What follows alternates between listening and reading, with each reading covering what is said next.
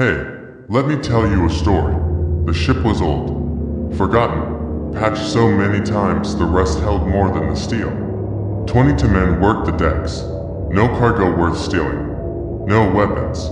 Just routine, ocean, silence. The first 3 days passed. Quiet. Fourth night brought the storm. Winds high.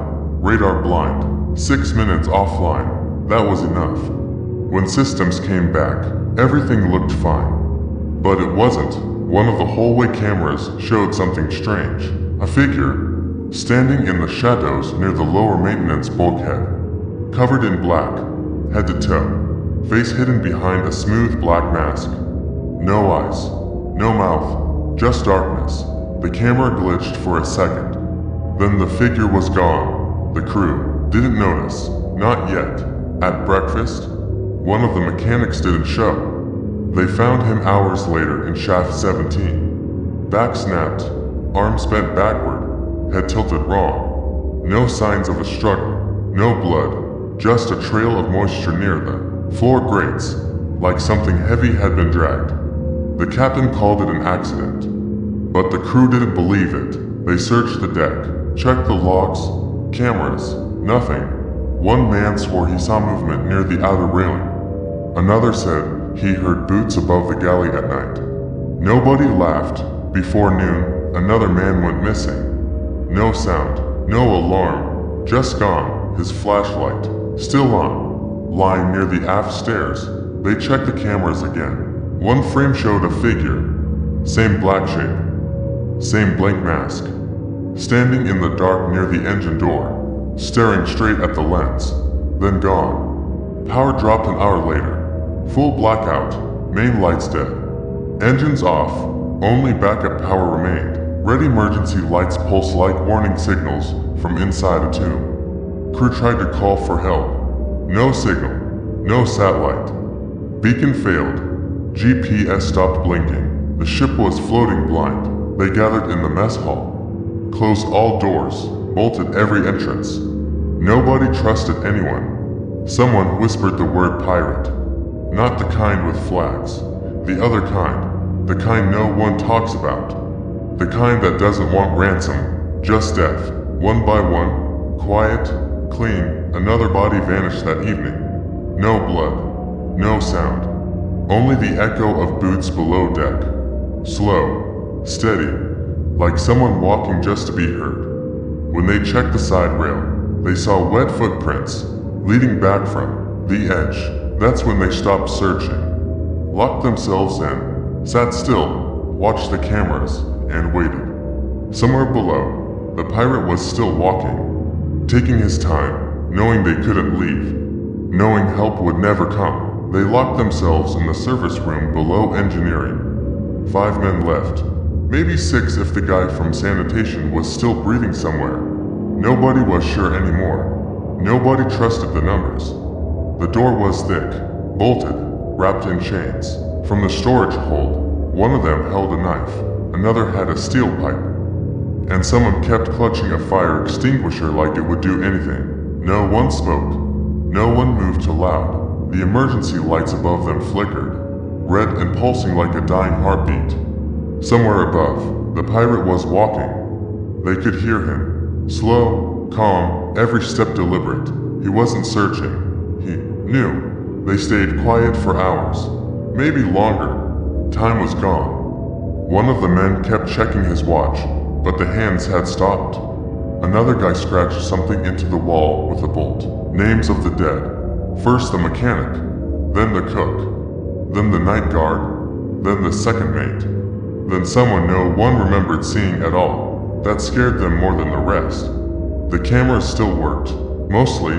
A few glitched out, screen, frozen in grainy static. Others looped the same 3 seconds again and again. One feed showed the hallway outside their door. Nothing moved, but the red light kept blinking. Someone whispered that it meant motion was detected. No one wanted to open the door to find out. Around midnight, if it even was midnight, something touched the outer handle. Just once, a light tap, then 3 slow knocks. The man with the pipe started breathing fast. Someone else covered their ears. Then silence. No movement, no sound. The door remained closed.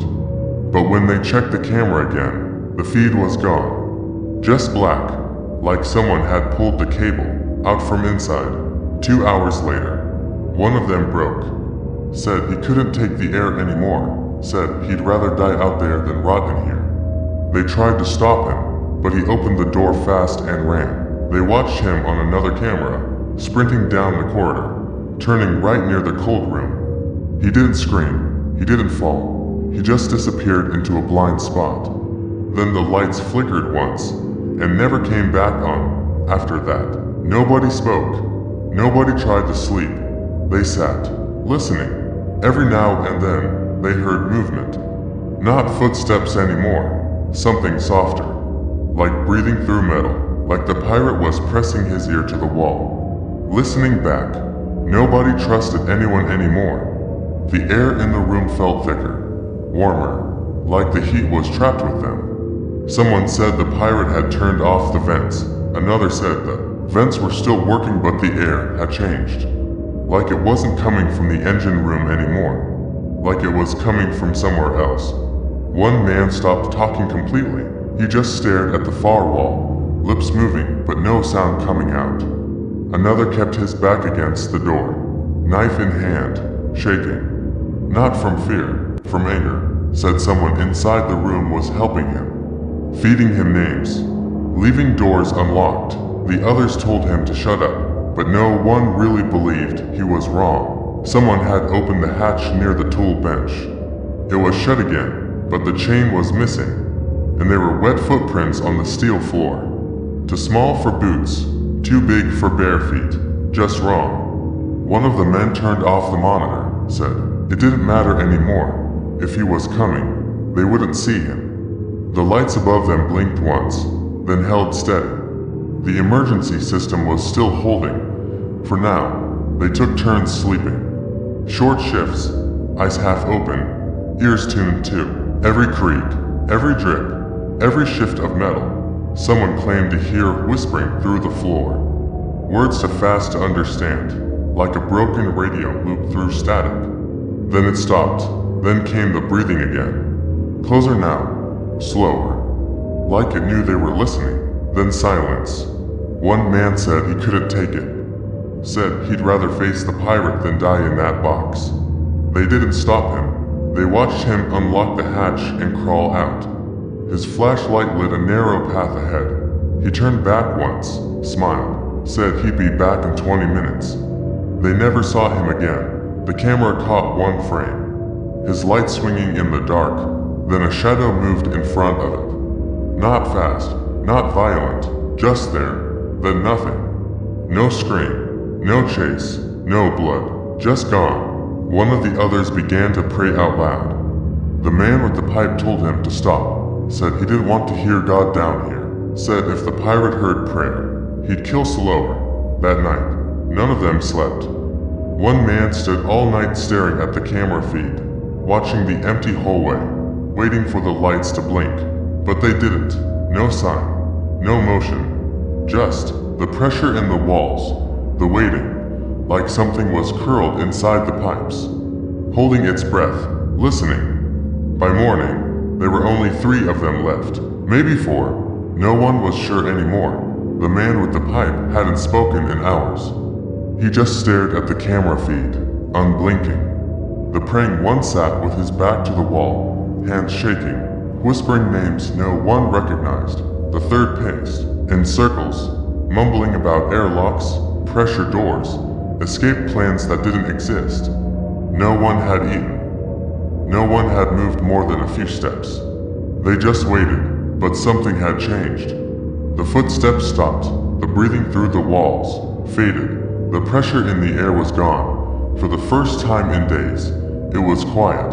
Too quiet, like the ship had gone hollow, like something had been removed.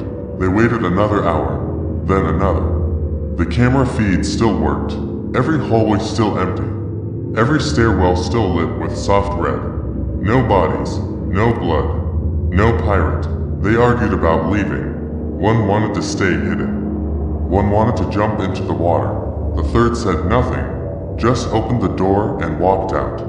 They followed. The hallways were still, lights flickering, crates undisturbed. They found the galley, empty, found the sleeping quarters, torn blankets, no signs of struggle. Just missing. They reached the upper deck. Still no sign of him, but near the edge, by the boatside railing, they found the boots. Still wet, placed perfectly, side by side, facing the sea. Next to them, a smear of black, oil, blood, ink. Nobody knew. The wind hit hard, cold and clean. No sign of life anywhere. One of them screamed. Not out of fear, out of relief. He thought it was over.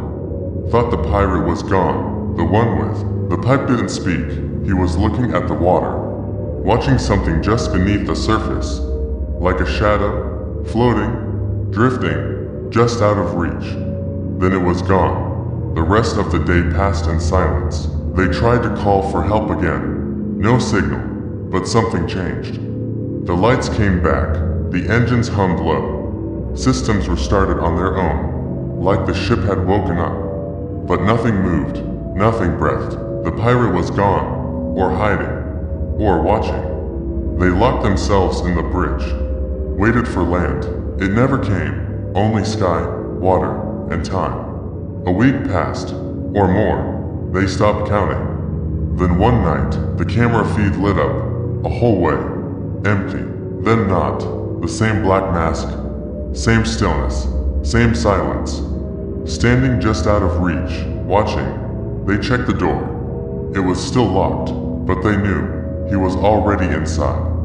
If you made it this far, subscribe before he finds you too.